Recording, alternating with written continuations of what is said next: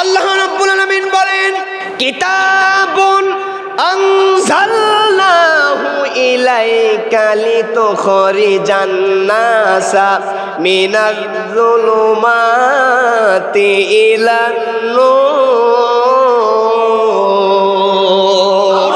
হে নবীজি, আপনার উপরে যে কিতাব অবতীর্ণ করেছি আপনার জন্মের মাধ্যমে, আপনার জন্মের পরে 40 বছর বয়সের সময় কোরআন নাজিল করে উদ্দেশ্য জানায়া দিলাম। আল কোরআন মানুষ মেনে নেবার মাধ্যমে সমস্ত জাহালাত জুলুমের পথ থেকে আমি আল্লাহ পাক এই জাতিকে নূরের পথ, হেদায়েতের পথ দেখায়া দিব। আল্লাহ পাক নবীজির শানে কিছু আয়াত ব্যবহার করেছেন এবং আল্লাহর শানেও কিছু আয়াত ব্যবহার করেছেন। আমরা আলোচনা শুনবো তো ইনশাআল্লাহ। আল্লাহ রাব্বুল আলামিন বলেন, সূরা ফাতিহার শুরুর দিকে বলতেছেন, আলহামদুলিল্লাহি রাব্বিল আলামিন। আল্লাহ রাব্বুল আলামিন বলেন, সমস্ত প্রশংসা আমি মহান রবের জন্য, যিনি আসমানের মালিক, জমিনের মালিক, কুল কায়নাতের মালিক, একটা জগতের মালিক নয়, বাংলাদেশের শুধু মালিক নয়, পাকিস্তানের মালিক নয়, ইন্দোনেশিয়ার মালিক নয়, ভারতের মালিক নয়, কলকাতার মালিক নয়, সৌদি আরবের মালিক নয়, দুবাইয়ের মালিক নয়, জাপানের মালিক নয়, আমেরিকার মালিক নয়। আসমান, জমিন, গ্রহ, নক্ষত্র সহ যত জগৎ আছে, 7 আসমান 7 জমিন পর্যন্ত আমাদের দেখার বাহিরে, শোনার বাহিরে, ধারণার বাহিরেও যত জগৎ আছে, সমস্ত জগতের মালিক যিনি, বলেন তো তিনি কে? সে আল্লাহ এখনো আছে না নাই? তাহলে আল্লাহর আয়াত থেকে বুঝলাম যে সমস্ত শুকরিয়া, সমস্ত প্রশংসা কার জন্য? আল্লাহ কেমন আল্লাহ, আল্লাহ কি রকম রব? সমস্ত কুল কায়নাত জগতের মালিক হলেন আমার আল্লাহ। আল্লাহ এবার বলতেছেন, তোমাদের কাছে যে আদর্শ, যেই নবী আমি পাঠায়া দিয়েছি, যেই নবীজিকে তোমাদের শেষ জামানার পয়গম্বর হিসাবে আমি আল্লাহ পাক প্রেরণ করলাম, সেই নবীর শানে আমি আল্লাহ পাক একটা আয়াতে কারিমা জানায় দিলাম। পড়েন সুবহানাল্লাহ। আয়াত তেলাওয়াত করা শেষ হয়ে যাবে যখন, মর্দে মুজাহিদের মতো চিৎকার মেরে আল্লাহু আকবার বলবেন, তখন সূরা আম্বিয়ার ভিতরে আল্লাহ রাব্বুল আলামিন বলেন, ওমা আরসালনাকা ইল্লা রাহমাতাল লিল আলামিন।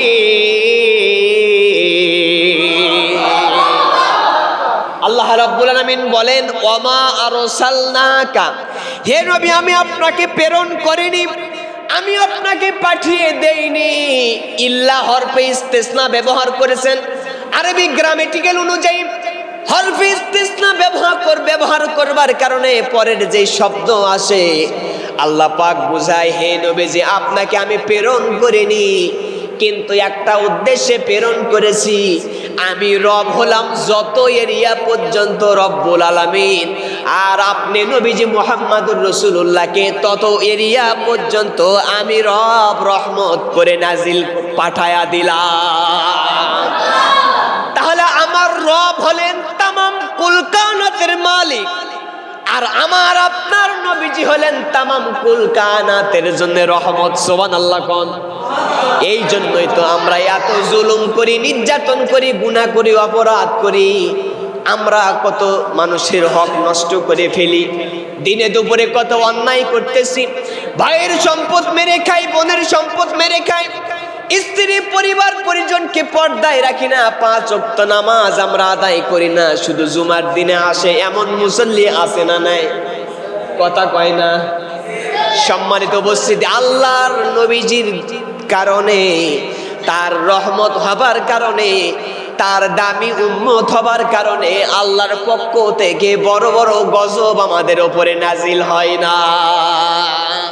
কিন্তু লক্ষ্য করে দেখা যায় 92% মুসলমানদের দেশ বাংলার জমিনে, শাহজালালের জমিনে, শাহপরানের জমিনে, শাহ মখদুমের জমিনে মুসলমান মানুষ দাবি করবার পরে আমার নবীজিকে নিয়ে ব্যঙ্গ করে, কটূক্তি করে, কিন্তু ওই সকল নাস্তিকদেরকে ফাঁসির রশিদে ঝুলানো হয় না। বাংলার জমিনের নিরপরাধ মানুষগুলো ফাঁসির রশিদে ঝোলে, কথা কোন ঠিক কিনা? আমরা সরকারের কাছে জানাবো, মাননীয় প্রধানমন্ত্রী, আপনি বগুড়ার সন্তান, আপনার কাছে আমাদের আবেদন, আপনি মানুষের ভালোবাসার জায়গা। আমার নবী কোনো দলের নয়, কোনো মতের নয়, কোনো গোষ্ঠীর নয়। প্রধানমন্ত্রী হিসাবে আপনার কাছে দাবি থাকবে, আগামীতে কোনো মানুষ যদি আমার নবীজিকে যদি গালি দেয়, ব্যঙ্গ তৈরি করে, ওটা যেই হোক না কেন, ওই শয়তান কুলাঙ্গার আবু জেহেলের উত্তরসূরিকে ফাঁসির রশিদে ঝোলানো লাগবে, কথা কোন ঠিক কিনা? আমার দেশে মিলাদুন নবীর মাসে, নবীজির জন্মের মাসে বগুড়াই লক্ষ্য করে আপনি দেখবেন গোটা বাংলাদেশে অনেক মানুষ আছে, গোটা বাংলাদেশে অনেক মানুষ আছে, লক্ষ্য করে দেখবেন নবীজির জন্ম নিয়ে খুব খুশি হয়, কিন্তু নবীজিকে যখন গালি দেওয়া হয়, নবীজিকে যখন ব্যঙ্গ করা হয়, নবীজির উত্তরসূরিদের যখন কষ্ট দেওয়া হয়, নায়েবে নবীদের উপরে যখন জুলুম আর নির্যাতন হয়, প্রতিবাদের জন্য ওই সকল সুবিধাবাদ মানুষগুলোকে রাস্তায় ময়দানে খুঁজে পাওয়া যায় না, ঠিক কিনা? আপনারা বিশ্বাস করেন নবীজির নরম নরম সুন্নতের পাবন্দী হলেন, মিসওয়াক করা সুন্নত মানলেন, টুপি পরা সুন্নত মেনেছেন, পাগড়ি মাথায় দেওয়া সুন্নত আপনি পালন করেছেন, কিন্তু রসুলের আরো বড় দামি দামি সুন্নতগুলো আপনি তোয়াক্কা করেন না, বিপদের ভয়ের কারণে, জুলুমের ভয়ের কারণে। আল্লাহর কসম করে বলছি, নরম সুন্নত আদায় করলেন, গরম সুন্নতগুলোর ধার ধারলেন না। ক্ষমতা টিকানোর জন্য, ইমামতি টিকানোর জন্য, মসজিদ দরবার টিকানোর জন্য, খানকা টিকাবার জন্য, মাদ্রাসার শিক্ষকতা টিকাবার জন্য, আপনার এলাকায় সুনাম নষ্ট না হবার জন্য আল্লাহর কসম করে নিয়ে যান, এইরকম যদি মুনাফিক আমরা কেউ করি, কিয়ামতের ময়দানে আল্লাহর দরবারে জবাব দেওয়া লাগবে। আপনারা আমরা কিন্তু সুবিধাবাদ মুমিনে মুসলমান হতে পারবো না, ঠিক কিনা? এই জন্য নবীজির প্রত্যেকটা সুন্নতের সঠিকভাবে অনুসরণ করা লাগবে, কথা কোন ঠিক কিনা? তাহলে যে আল্লাহ তাআলা আপনাকে আমাকে এই মাহফিলে আসার মতো তৌফিক দান করলেন, সকলে মিলে পড়ছি আলহামদুলিল্লাহ। জোরে সোরে পড়েন তো দেখি, আলহামদুলিল্লাহ, মাশাআল্লাহ। আমার বন্ধুগণ, আমরা যেই সময় এখানে উপস্থিত হয়েছি, আপনারা জানলে অত্যন্ত মর্মাহত হবেন যে যেই সময় আমরা উপস্থিত হয়েছি, এই সময় আমাদের কাছে কোনো বিপদ নাই, কিন্তু গতকালকের ঘটনা, 2 দিন আগের ঘটনা, নেপালে, গতকালকে নেপালে একটা বন্যা হয়েছে। বিশাল বন্যার কারণে মানুষও সামনের দিকে দৌড়ায়, পিছনে পানিও দৌড়াচ্ছে। আল্লাহু আকবার কোন? আল্লাহর ক্ষমতার কাছে সবাই ধরাশায়ী। ওখানে 1 থেকে 150-র উপরে মানুষ দুনিয়া থেকে বিদায় হয়ে গেছে বন্যার কারণে, বাড়ি ঘর লন্ডভন্ড হয়ে গেছে। আমাদের এখান থেকে শিক্ষা নিতে হবে, এমন একটা দিন আমাদের কাছেও আসবে কিয়ামতের পূর্ব মুহূর্তে, কথা কোন ঠিক কিনা? আমাদের শিক্ষা নিতে হবে এখান থেকে যে কিয়ামতের পূর্ব মুহূর্তে আমাদের উপর আরো কত বড় বড় বিপদ আমাদের সামনে নাজিল হবে। আল্লাহ যেন সমস্ত বিপদ থেকে আমাদেরকে হেফাজত করেন, পড়ে না আমিন। যারা দুনিয়া থেকে বিদায় হয়েছেন তাদের জন্য আমরা শোকাহত, মর্মাহত। আল্লাহ পাক যেন আমার এই ছোট্ট বাংলার জমিনকে এই সকল বিপদ থেকে যেন আমাদের হেফাজত করেন, সকলে পড়েন আল্লাহুম্মা আমিন। আমার বন্ধুগণ, আমরা রসুলের সিরাত মিলাদ জানার জন্য এসেছি। আমি 2টা কথা পরিষ্কার করতেছি। একটা হচ্ছে মিলাদ মানে নবীজির জন্ম। নবীজির কি? হ্যাঁ, প্রত্যেকটা মানুষকে জবাব দেওয়া লাগবে। মিলাদ মানে কি? আরো জানে, মিলাদ মানে মাউলুদুন শব্দ থেকে আসছে হলো মিলাদ, আর সিরাত মানে হলো আদর্শ, উসওয়াত, বৈশিষ্ট্য, চলাফেরা, জীবন চরিত্র। সুবহানাল্লাহ। এখন কোন মানুষ জন্মগ্রহণ না করলে তার জীবনে কি লেখা সম্ভব হবে? বলা সম্ভব হবে? কথা বলেন, সম্ভব হবে? আমি যদি জন্মগ্রহণ না করতাম তাহলে আমি কি এখানে বক্তব্য দিতে পারতাম হুজুর? পারতাম না। তাহলে নবীজি যদি জন্মগ্রহণ না করত, নবীজি যদি না আসতেন, তাহলে আমরা কি এরকম আলোচনা তার সম্পর্কে করতে পারতাম? পারতাম না। তাহলে কি বোঝা গেল? এখানে মিলাদও যেমন জরুরি, সিরাতটাও তেমন জরুরি, কথা বলেন ঠিক কিনা? এখন নাইক ভাই আলোচনা করতেছিলেন, মিলাদটা আপনাকে জানার জন্য, জানার বিষয়, কিন্তু সিরাতটা আপনার বাস্তব জীবনে রান্নাঘর থেকে পার্লামেন্ট পর্যন্ত, মাথা থেকে পায়ের পাতা পর্যন্ত, টপ টু বটম পর্যন্ত পালন করার নাম, বৈশিষ্ট্য ধারণ করার নাম, আমল করার নাম হলো সিরাত। সুবহানাল্লাহ, একজনও কয় না। তাহলে মিলাদ হলো জীবন বৃত্তান্ত, জন্ম বৃত্তান্ত আলোচনা করা, জানা। আর সিরাত হলো নবীজি কেমনে চলাফেরা করেছেন, কেমনে খাওয়া দাওয়া করেছেন, কেমনে ঘরের ভিতরে প্রবেশ করেছেন, কেমনে রাষ্ট্র পরিচালনা করেছেন, যুদ্ধ জিহাদ করেছেন, নামাজ আদায় করেছেন, তার পারিবারিক, সামাজিক, অর্থনৈতিক, রাজনৈতিক সমস্ত কিছু মেনে নেবার নাম হলো নবীজির সিরাত। সুবহানাল্লাহ কোন। এইবার যারা মিলাদ মানবে, সিরাত মানবে না, তারা মুসলিম থাকতে পারবে? কথা কয় না, মুসলিম থাকতে পারবে? এখন যারা শুধু সিরাত মানে, মিলাদ মানে না, তারাও কি মুসলমান থাকতে পারবে? আরো জোরে কয়, আরো জোরে। কারণ কি, দুটার সঙ্গেই সম্পর্ক একেবারে পাশাপাশি। কতক্ষণ ঠিক কিনা? আমরা নবীজির মিলাদকেও বিশ্বাস করি, নবীজির সিরাতকেও বাস্তব জীবনে ধারণ করার চেষ্টা করি। সকলে পড়েন আল্লাহুম্মা আমিন। এখন বাংলার জমিনে অনেক নামধারী মুসলিম আমরা তৈরি হয়েছি, শুধু নবীজির মিলাদের দিন, রবিউল আউয়ালের দিনে শুধু আমরা নবীজি সম্পর্কে আলোচনা করলাম, বাকি 11-12টি মাস পর্যন্ত আল্লাহর বিধান মানলাম না, নামাজ রোজা হজ যাকাত পালন করলাম না। তাহলে নবীজির খাঁটি উম্মত কি হতে পারলাম ভাই? কথা কয় না, হতে পারলাম? এই জন্য কবি বলতেছেন, রবিউল আউয়ালে তোমারি গান গায়, রবিউল আউয়াল গেলে তোমায় ভুলে যায়। কথা কয় আছে না নাই? রবিউল আউয়ালে তোমারি গান গায়, রবিউল আউয়াল গেলে হে নবী তোমায় ভুলে যায়। এইরকম মুসলমান বাংলাদেশে আছে না নাই? আরো জোরে কোন আছে না নাই? এইবার আমরা জানবো নবীজি সম্পর্কে ইনশাআল্লাহ। পরে নবীজি জন্মগ্রহণ করেছিলেন যেই সময়ে, সেই সময় ধরাটা একেবারে নির্যাতিত ছিল, একেবারে অসভ্য সমাজ ছিল, সেই ধরনীটা একেবারে কঠিন সমাজ ছিল। সেই সমাজে নারীদের কোনো অধিকার ছিল না, পুরুষরা নারীদেরকে ভক্ষণ করত শুধুমাত্র নেশা মনে করে, সন্তানের হক ছিল না, রাস্তাঘাটে মহিলারা বের হবে এমন কোনো নিরাপত্তা তাদের ছিল না, এবং সমাজের দাসীদেরকে উত্তমভাবে তাদের লালন পালন করা হতো না, তাদের হক আদায় করা হতো না, মুরব্বীদের সম্মান ছিল না। সেই সমাজে মদ, জুয়া, ব্যভিচার, জুলুম, নির্যাতন, পাপাচারে সয়লাভ হয়ে গিয়েছিল। আল্লাহ পাক সেই সময়ে আল্লাহর পক্ষ থেকে আমার নবীজিকে এই জমিনে প্রেরণ করেছিলেন। পড়েন সুবহানাল্লাহ। আল্লাহ পাক কি আদর্শ নিয়ে নবীজিকে পাঠায় দিলেন, আমাদের জানার দরকার আছে না নাই? নবীজি আসলেন এত কঠিন সময়ে, এত নির্যাতিত সময়ে, অসভ্য জাতিকে সভ্য করবার জন্য আল্লাহ পাক নবীজিকে জমিনে প্রেরণ করলেন। সুবহানাল্লাহ। হযরতে নবীজি আমিনার ঘরের ভিতরে, ছোট্ট জীর্ণ শূন্য ঘরের ভিতরে আল্লাহ পাক নবীজিকে প্রেরণ করলেন। মা আমিনা বলতেছেন,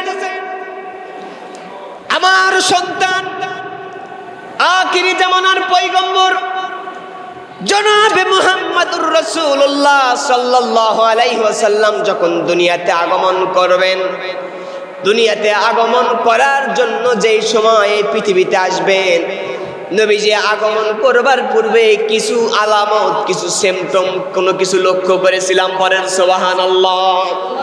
মা আমিনা ডাক দিয়ে বলতেছেন, আমার ছোট্ট সন্তানকে পেটে লইয়া আমি আমিনা যখন রাস্তায় যখন বাহির হতাম, আমি আমিনা কাজ করবার জন্য যখন বাইরে যখন আমি বের হতাম, আমার পেটের সন্তানের সম্মানের কারণে, কারণ আখিরি জামানার পয়গম্বর হবেন, তার সম্মানের জন্য, মর্যাদার লিগে লক্ষ্য করে আমার আল্লাহ রাব্বুল আলামিন আসমানের মেঘমালাগুলোকে নবীজির মায়ের যেন কোনো কষ্ট না হয়, যেন তাপ না লাগে, আল্লাহ রাব্বুল আলামিন নবীজির মায়ের মাথার উপরে আসমানের মেঘমালাগুলো ভাসায় দিতেন, যাতে করে আমার নবীজির মায়ের মাথায় যেন কোনো তাপ না লাগে।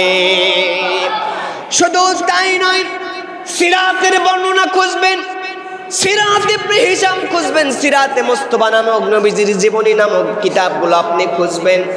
নবীজির মা ডাকদা বলতেছেন, আমার সন্তানকে নিয়ে যখন পেটের ভিতরে বহন করতেছিলাম, আমি আমিনা যখন কূপের ভিতরে যখন বালতিটুকু নামায়া দিতাম, লক্ষ্য করে দেখতাম আমার যেন কষ্ট না হয়। কূপের ভিতর থেকে বড়া বালতি তুলবার কারণে আমি আমিনাকে লক্ষ্য করে আল্লাহ রব্বুল আলামিনের কুদরত ওই কূপের বালতি এমনিতে আমার হাতের উপরে উঠায় যেত। বলেন সুবহানাল্লাহ।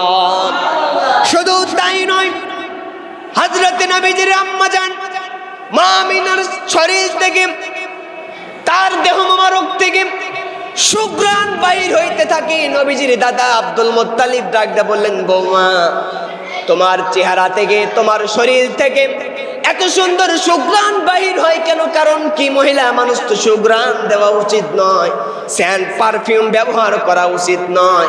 কারণ নবীজি বলেছেন, যেই সকল মহিলারা রাস্তায় সেন্ট ব্যবহার করে, আতর ব্যবহার করে, পারফিউম ব্যবহার করে ঘোরাফেরা করবে, আল্লাহর নবীজি বলেছেন কিয়ামতের ময়দানে এই সেন্ট পারফিউম ব্যবহার করে রাস্তায় বের হবার কারণে জিনা ব্যভিচার না করেও কিয়ামতের ময়দানে ব্যভিচারিণীদের কাতারে তাদেরকে দাঁড়ানো লাগবে। পড়েন নাউজুবিল্লাহ।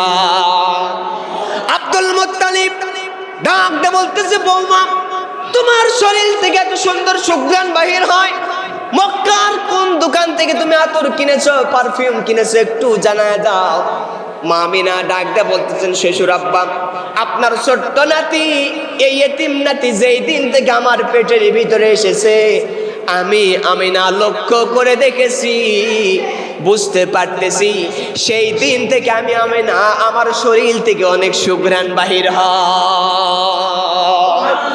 নবীজি দুনিয়াতে আগমন করলেন।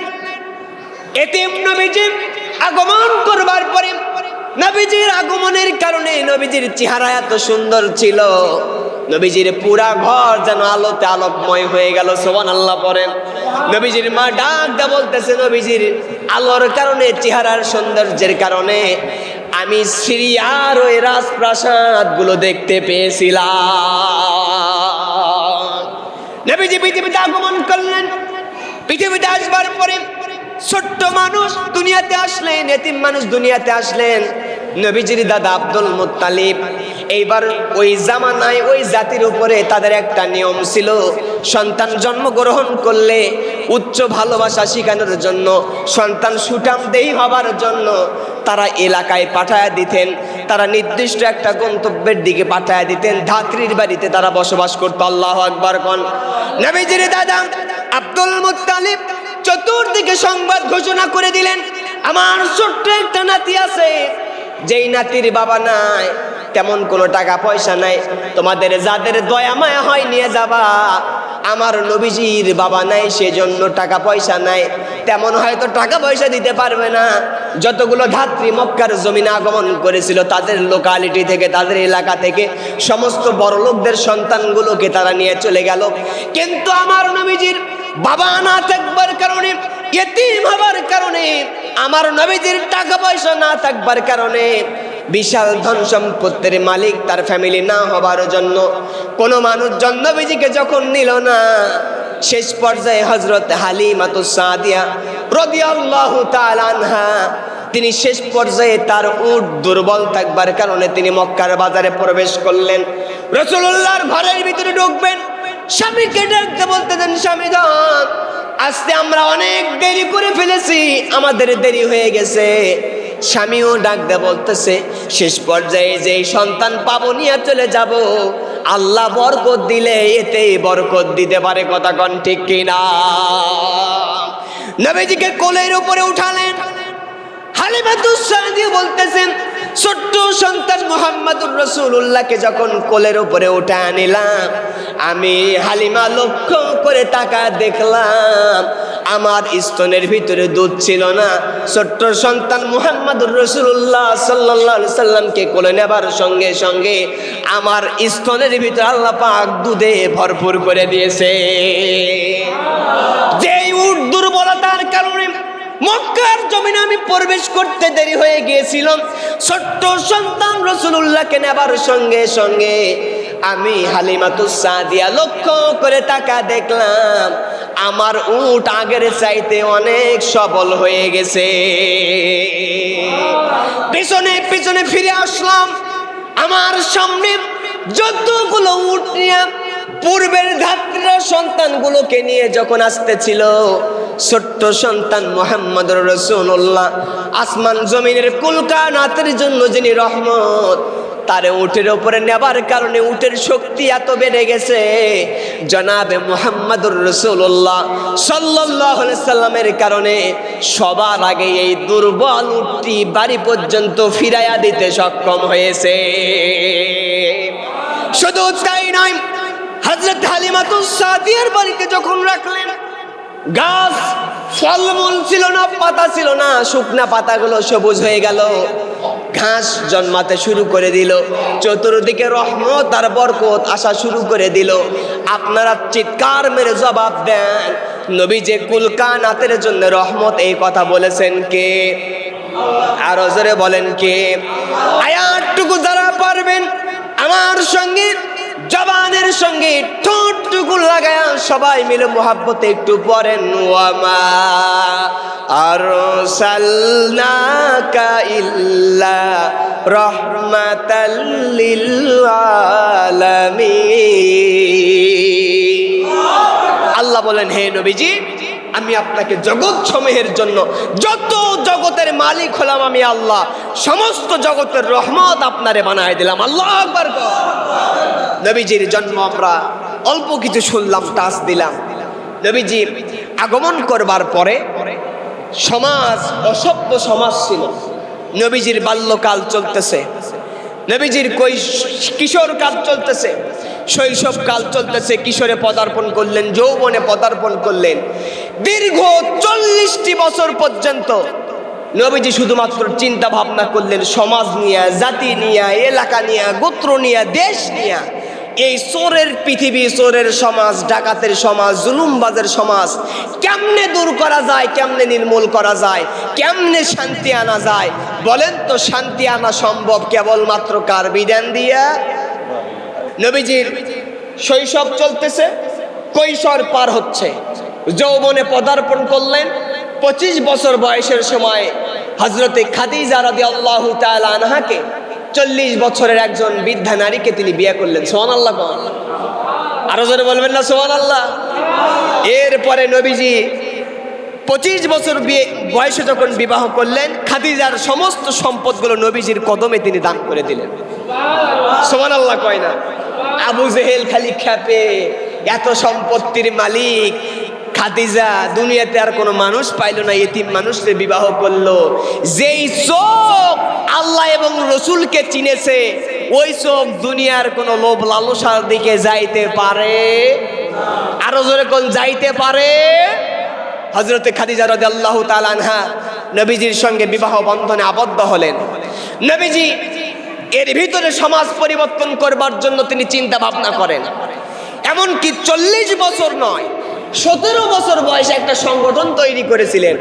সংগঠনটির নাম হলো হিলফুল ফুজুল। সুবহানাল্লাহ।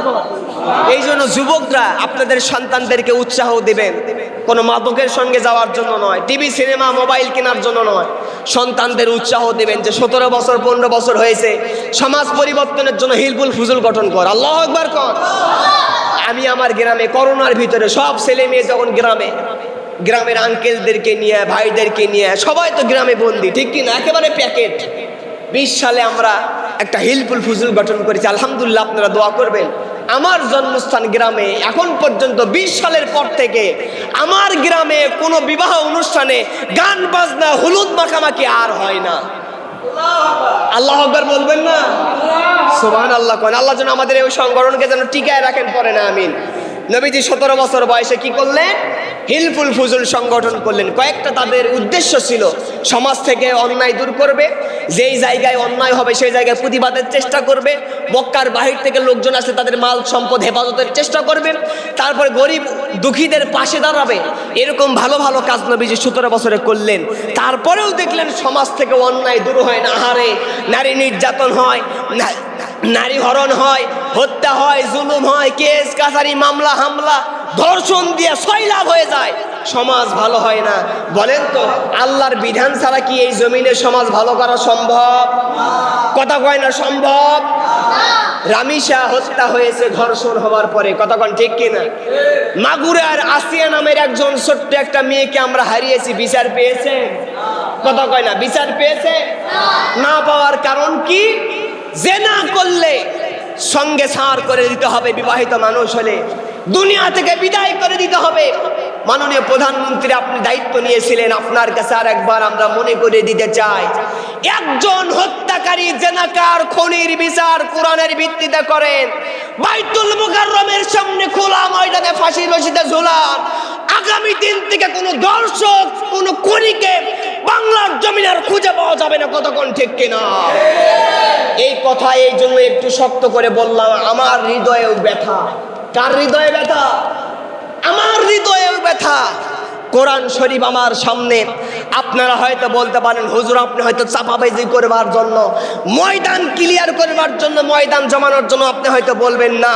কোরআন শরীফ আমার সামনে, মসজিদ ঘরে বসে আল্লাহর নামের কসম করে বলছি, যেই নিউজ ঘরের বাইরে দেখতাম গত 2-3 সপ্তাহ আগে, আমার নিজের আত্মীয়র ভিতরে, রক্তের আত্মীয়র ভিতরে ছোট্ট আমার একটা ভাগ্নি, বয়স মাত্র 8 থেকে 9 বছর হবে, এক কুলাঙ্গার যার সন্তান নিকৃষ্ট প্রাণী এই জমিনে, মেয়েটাকে, আমার ওই ভাগ্নিটাকে লোভ লালসা দিয়া, কিছু চকলেটের লোভ লালসা দিয়া, বিভিন্ন আসবাবপত্রের লোভ লালসা দিয়া একাকিত্বে একটা রুমে ডেকে নিয়ে ওই রামিসা নামক, আসিয়া নামক মেয়েকে তারা যেমন ধর্ষণ করেছিল, আমার আত্মীয়র ভিতরে আমার রক্তের মানুষের সঙ্গে এই কাজ করেছে। এবার আপনি বোঝেন, যেই নিউজ আপনি বাহিরে দেখতেন সেই নিউজ যদি আপনার ঘরের ভিতর হয়, ব্যথা লাগবে কি লাগবে না? আরো জোরে কোন লাগবে কি লাগবে না? আজকে আপনার প্রতিবেশীর হয়েছে, এমন একদিন আসবে আপনারও হবে, তখন আপনি কি করবেন? তবে একটা কথা জানিয়ে দিতে চাই, ধর্ষণ মুক্ত, খুনি মুক্ত যদি দেশ গড়তে চান, আল্লাহর বিধানের বিকল্প কোনো রাস্তার পথ নাই। কতক্ষণ ঠিক কিনা?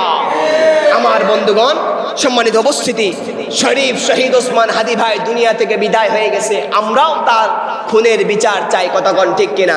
আমার বন্ধুগণ গভীর মনোযোগ দেন। তাহলে নবীজি কি করলেন? নবীজি 17 বছর বয়সে হিলফুল ফুজুল গঠন করলেন, সমাজ ক্লিয়ার হলো না। 40 বছরের সময় তিনি হেরা গুহায় একটু ধ্যানমগ্ন থাকার জন্য এবার গেলেন। যাবার পর আল্লাহর পক্ষ থেকে নাজিল হলো কি? কথা কয় না, নাজিল হলো কি? নবীজি আসার উদ্দেশ্য হলো, নবীজি তাওহীদের দাওয়াত দিয়েছেন, ইবাদত করতে হবে কার? কথা কয় না, ইবাদত করতে হবে কার? আল্লাহ। দ্বিতীয় নম্বরে সত্য কথা বলার জন্য নবীজি এসেছিলেন। তৃতীয় নম্বরে হক আল্লাহর কোরআন প্রতিষ্ঠা করার জন্য।